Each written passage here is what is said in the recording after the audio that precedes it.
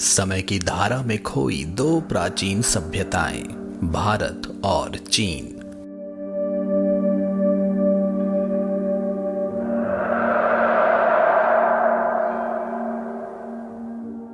ये न केवल अपनी गहन संस्कृति और रहस्यमयी विधाओं के लिए जानी जाती हैं, बल्कि इनके पास था एक ऐसा ज्ञान जो आधुनिक विज्ञान को भी चौंका दे।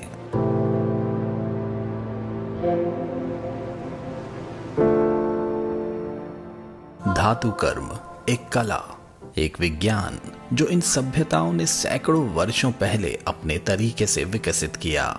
उनके धातु के शिल्प, उनके हथियार, उनके औजार आज भी उन रहस्यों से घिरे हैं जो उन्होंने हजारों वर्षों पहले सीखे थे। क्या ये ज्ञान उन्हें देवताओं से मिला था, या वे खुद इतने कुशल थे कि धातुओं को आकार देकर अनंत शक्ति का स्रोत बना सकें?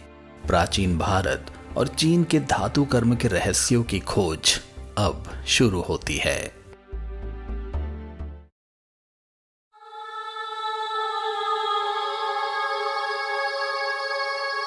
भारत और चीन में लोहे के उपयोग का रहस्य एक ऐसी पहेली है जो आधुनिक धातु कर्मियों को चकित कर देती है। आम तौर पर यह माना जाता है कि ये देश पश्चिम की तुलना में लोहे और अन्य धातु कर्म कौशल में पीछे थे, लेकिन प्रमाण इसके विपरीत संकेत करते हैं। निकोलस वैन डेर मर्वे इस परंपरागत दृष्टिकोण को प्रस्तुत करते हैं। मेडिटेरेनियन से पूर्व की ओर फैलते हुए लोहे का प्रसार ईसाई युग से पहले अधिकांश एशिया में हुआ। 1100 ईसा पूर्व तक यह फारस में उपयोग में था, जहां से ये आज के पाकिस्तान और भारत में फैल गया। यह कहानी हमें उस प्राचीन समय में ले जाती है जब धातुओं के रहस्यों का पता लगाने का प्रयास किया जा रहा था, और हमें यह सोचने पर मजबूर करती है कि क्या वास्तव में भारत और चीन ने लोहे का उपयोग पश्चिम से पहले किया था। भारत में लोहे की उपस्थिति की तिथि अभी भी कुछ विवादित हो सकती है। पहले यह माना जाता था कि लोहे ने उत्तरी भारत में लगभग 500 ईसा पूर्व कदम रखा था, जहां इसका पता तक्षशिला, हस्तिनापुर और अहिछत्र के स्थलों पर मिलता है, जहां इसे विशिष्ट उत्तरी काले चिकने बर्तनों के साथ पाया गया था। हालांकि हाल ही में उत्तर प्रदेश के अतराजीखेड़ा में हुई खुदाई में लोहे के सामानों का पता चला है। ये बर्तन गंगा सभ्यता के एक पूर्व काल से संबंधित हैं, जिनकी तिथि 1100 से 1000 ईसा पूर्व के बीच निर्धारित की गई है। और भारत के दक्षिणी भाग में लोहे ने एक प्रकार की क्रांति को जन्म दिया। लोहा बनाने की कला का ज्ञान चीन में किस प्रकार पहुंचा, यह एक अनसुलझी पहेली है। कुछ इतिहासकारों का यह मानना है कि यह ज्ञान यूरेशियन स्टीप के घुमंतु जातियों द्वारा चीन में लाया गया। पहली सहस्त्राब्दी ईसा पूर्व के अंतिम भाग में समेर्टियन, जो कि स्किथियनों से निकटता से जुड़े एक जनजाति थी।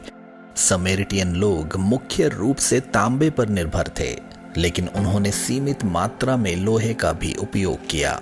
यह एक रहस्य है कि क्या उन्होंने अपने धातु विज्ञान में लोहे के उपयोग को बढ़ाया, या फिर यह उनकी संस्कृति का एक अज्ञात पहलू था। उनका उत्तर पश्चिमी चीन में प्रवेश एक रोचक कहानी है, जो मंगोलिया और ऑर्डोस में उनकी विशिष्ट पशु कला शैली के उदय के साथ शुरू होती है, जिसे लगभग 500 ईसा पूर्व और शायद उससे पहले का माना जाता है। उस समय चीन में जब लोहा 6ठी शताब्दी ईसा पूर्व में आया, तो यह संदेहास्पद है कि क्या सामेर्टियन वास्तव में लोहे के ज्ञान को चीन ले गए, और यदि ऐसा हुआ भी तो यह केवल एक प्रेरणा के रूप में देखा जा सकता है, क्योंकि चीनी उस समय तक लोहे के उत्पादन के लिए एकमात्र प्रक्रिया को अपनाने में विफल रहे थे। इसकी बजाय ऐसा प्रतीत होता है कि चीन में इसी प्रारंभिक समय से कास्ट आयरन का निर्माण शुरू हो गया था, और परोक्ष प्रक्रिया की तकनीकों का विकास भी किया गया था। और इस प्राचीन समय में अमेरिका में लोहे का कोई प्रचलन नहीं था। धरती पर औपनिवेशिक काल से पहले लोहे का व्यापक उपयोग नहीं हुआ था। फिर भी छोटे व्यापारी लोहे के टुकड़ों को साइबेरिया के रास्ते उत्तरी अलास्का तक पहुंचाते थे। वही बेरिंग स्ट्रेट के दूसरी तरफ चुक्ची तट पर उलेन में भी लोहे के निशान पाए गए हैं और ये दोनों संस्कृतियां लगभग 300 ईस्वी में विकसित हुई थीं। लेकिन आधुनिक दुनिया में लोहे का निर्माण तब तक नहीं हुआ था जब तक वाइकिंग उपनिवेशकारियों ने लगभग 1000 ईस्वी में न्यूफाउंडलैंड में इसे पेश नहीं किया था। और इस तरह से लोहे का इतिहास अमेरिका में एक अनोखी यात्रा के साथ जुड़ा हुआ है जो समय के साथ धीरे धीरे विकसित होता गया। हालांकि आज भी पुरातत्वविद ओहायो में पाए गए लोहे की भट्टियों के सबूतों को नजरअंदाज कर देते हैं।